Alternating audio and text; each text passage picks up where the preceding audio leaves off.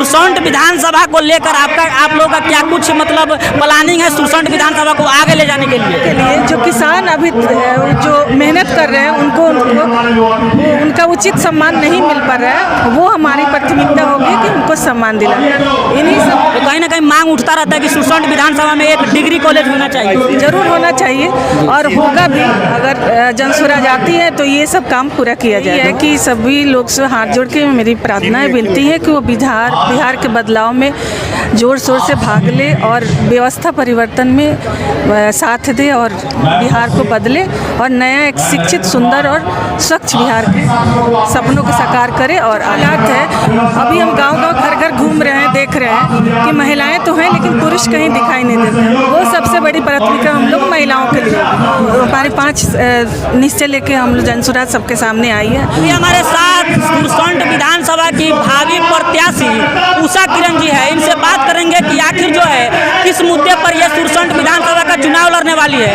अगर जो है इनकी पार्टी की सरकार बनती है तो सुरसंड विधानसभा को लेकर ये लोग क्या कुछ करने वाले हैं, कौन सा बड़ा मुद्दा है सुरसंड को लेकर। सबसे पहले हमारे चैनल पर आपका स्वागत है मैडम। बहुत बहुत धन्यवाद आपका।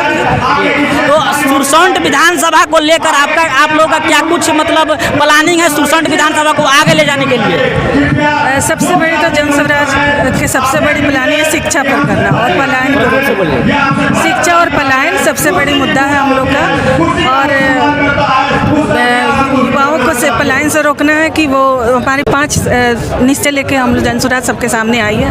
और कौन सा वो 5 है जिसमें सबसे पहला है युवाओं के लिए जो यहाँ से पलायन कर रहे हैं उनको रोकना सबसे बड़ी प्राथमिकता हम लोग को होगी कि वो अपने ही गांव में, अपने ही शहर में वो 20 से 25 हज़ार की नौकरी को यहाँ पर मिले और वो यहाँ अपने घर परिवार में रह के कुछ रोजगार करे। दूसरा हमारी शिक्षा पर है कि आजकल के जो स्कूल के व्यवस्था है जो सबसे छुपा नहीं है और उसके लिए सबसे पहले शिक्षा के लिए हम लोग व्यवस्था कर रहे हैं कि जिसमें 15 साल तक के बच्चों को सरकारी स्कूल की जो व्यवस्था है उसको छोड़ के प्राइवेट स्कूल में उस शिक्षा का व्यवस्था किया जाएगा जब तक सरकारी स्कूल के व्यवस्था में सुधार नहीं आ जाए। तीसरा हमारा है महिलाओं के लिए कि महिलाओं को सालाना 4% के ब्याज से उनको ऋण दिया जाएगा जिससे वो महिलाएं अपने ही घर में रह के छोटे मोटे रोजगार करके अपने बच्चे का पालन पोषण करके घर परिवार चला सकते हैं। क्योंकि अभी जो हालात है, अभी हम गांव-गांव, घर-घर घूम रहे हैं, देख रहे हैं कि महिलाएं तो हैं लेकिन पुरुष कहीं दिखाई नहीं देते। वो सबसे बड़ी प्राथमिकता हम लोग महिलाओं के लिए।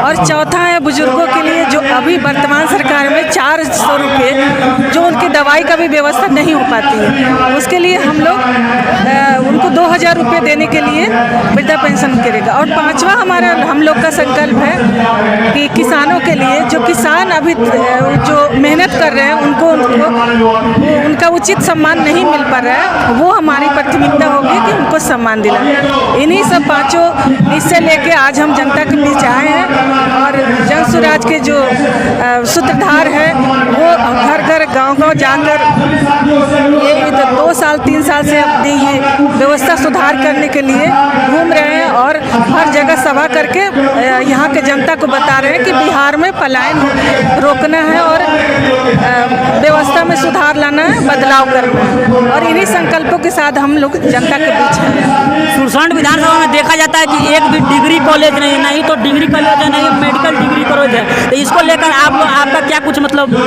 शिक्षा पर तो हम लोग का सबसे बड़ी जोर है और इसमें अगर सरकार आती है तो हम लोग इन सब व्यवस्थाओं को भी सुधार करेंगे। हम तो कहीं ना कहीं मांग उठता रहता है कि सुरसंड विधानसभा में एक डिग्री कॉलेज होना चाहिए। जरूर होना चाहिए और होगा भी।